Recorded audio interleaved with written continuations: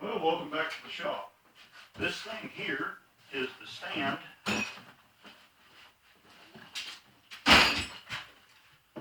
that I have my sheet metal brake mounted to. Now, everything has got to do double duty in this shop because it's so small. So, I'll kind of explain a little bit more about this as we go, but I've got my chop saw and my band saw. I made this to where when I've got this in storage, I can store the chop saw and the band saw up on top of the stand for the brake, for obvious reasons. Don't want to eat up double as much floor space when things are in storage. So this makes it just a whole lot easier to store. I'm going to get these things off of here and we'll spin things around and take a gander.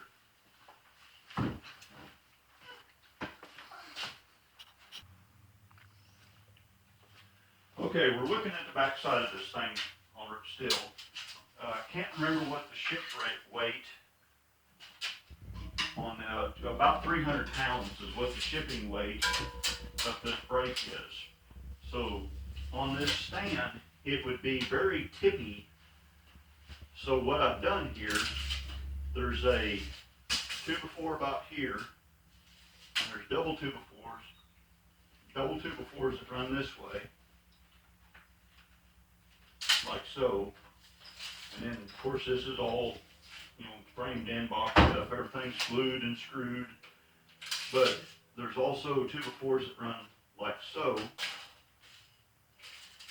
right up through here. And these three pockets, or maybe just these two, these back pockets back here are filled with concrete, and to give it a counterweight so that it would not be tippy this way.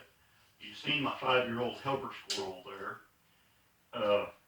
You can see how things would go terribly wrong if this was unattended. He got in the shop or something and got a hold of something and tipped it over. I mean, 300 pounds, that'd cut a kid plumb in half.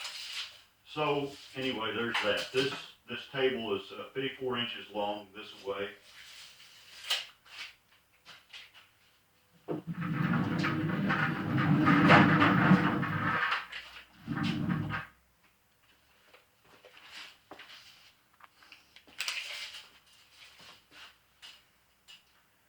And it's 50 inches deep, 49 inches deep that way.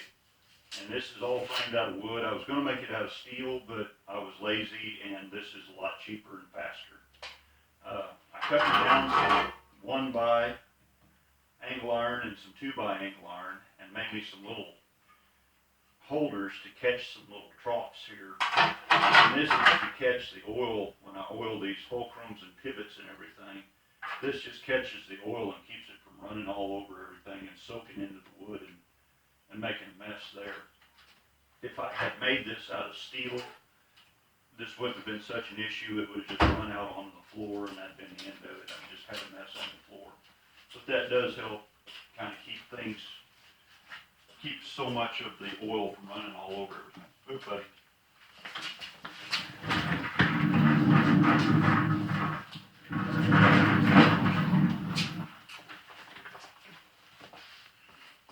Okay, this is a Grizzly Golf 5769 brake, and this is a box and fan brake, is what it's called. These teeth are removable. If you're not a heating and air guy or sheet metal guy, these teeth are removable, and this is how you bend boxes and pans. I've got another video somewhere about, I think I was actually making these, and these are made in the same manner as a seamless secondary drain.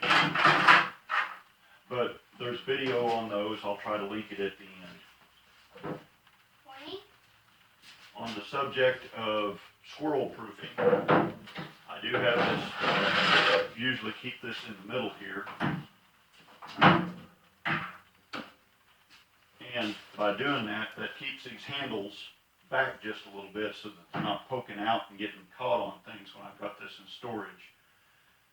And if you just leave the handles open like that, little fingers could get in there and get mashed off because this thing closes pretty fast, like that. So So that's why I keep this in here. So, I do have some sheet metal bending videos. I think I've got a playlist or two of them. But I'm going to squirrel this thing back up out of the way, and we'll move on to some other piece of equipment here in the shop and give you a little show and tell. Well, actually, no. Let's look at some things that I've done for this break. Can I show them somewhere on here? Okay, here on the apron fulcrum or pivot point, this is a set screw that locks the pivot pin in place, and these are oil holes from the factory. But here on the upper cam, and this is what runs your top platen, this cam had absolutely no oil points. So I have drilled little oil points in here to where I can take my little oiler and squirt oil down in there. I use the same chainsaw nose oiler or greaser full of bar and chain lube to oil this with. And, you know, it works. There's not a whole lot that's going on. It's a pretty simple little cam mechanism, but, you know, everything lasts longer with oil. So anyway, I do oil this every time before I use it because these things cost money, and, you know, if you can save $1, why not save $1? So that's the end of this one. I promise this time. Y'all drive safe. Watch for deer. Watch for deer.